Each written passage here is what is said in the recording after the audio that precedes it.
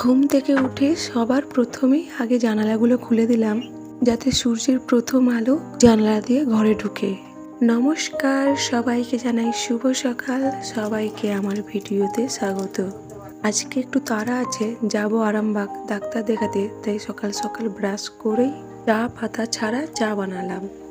গরম জলেতে ধনে, মৌরি, লবঙ্গ, গোলমরিচ, এলাচ, তেজপাতা আর কাশরাস পাতা দিয়ে ভালো করে ফুটিয়ে নেব।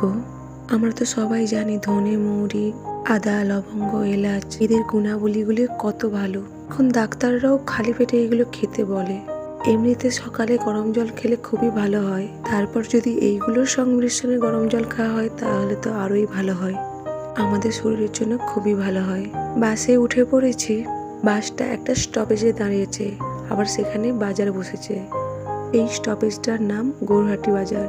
এখানে রাস্তার দুধারে সবজি বাজার, মাছ বাজার, মাংস বাজার সবই বসে। অনেক বছরের পুরনো বাজার এটা। এখানে সবজি বাজারে বা মাছ বাজারে যা কিছু চাইবেন এখানে পেয়ে যাবেন। আরামবাগ যেতে মাঠের উপরেই রাস্তা পড়বে। এরকম মেঘ ধরেছে দেখুন, যেন মেঘ আকুল হয়ে এসছে, এক্ষুনি ঝরে পড়বে বৃষ্টি হয়ে। মাঝখানে রাস্তা আর দুপাশে সবুজে ঘেরা মাঠ, আর তারই ধারে ধারে ছোট্ট ছোট্ট ঘর। কি সুন্দর লাগছে দেখুন।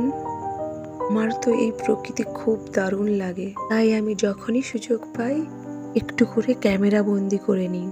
এই যে বড় একটা দিঘি পড়েছে।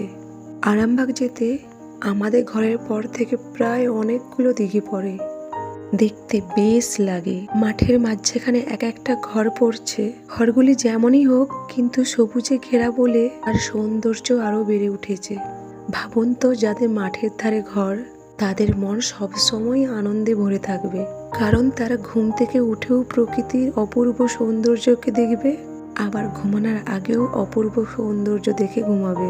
এই দেখুন, আবার একটা দিঘি পড়েছে। আরামবাগ প্রায় চলেই এসেছি, আর মিনিট খানেক পরেই পৌঁছে যাব।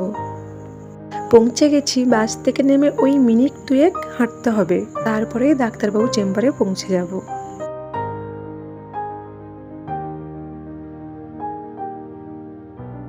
চেম্বারে এসে দেখি ডাক্তারবাবু এখনো আসেনি, সবাই বসে রয়েছে তার অপেক্ষায়।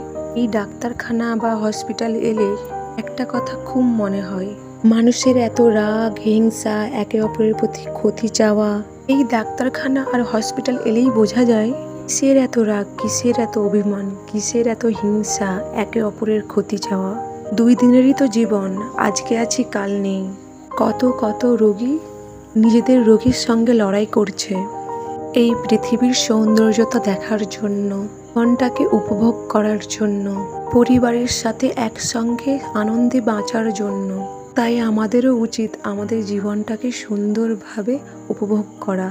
রাগ হিংসা ত্যাগ করে একে অপরের সঙ্গে আনন্দে জীবনটাকে উপভোগ করা। যাই হোক, ডাক্তার দেখিয়ে ওষুধ নেওয়া হয়ে গেছে, এবার ঘরের পথে। চলুন ভিডিওটা এখানেই শেষ করি। ভিডিওটি ভালো লাগলে অবশ্যই জানাবেন। ধন্যবাদ।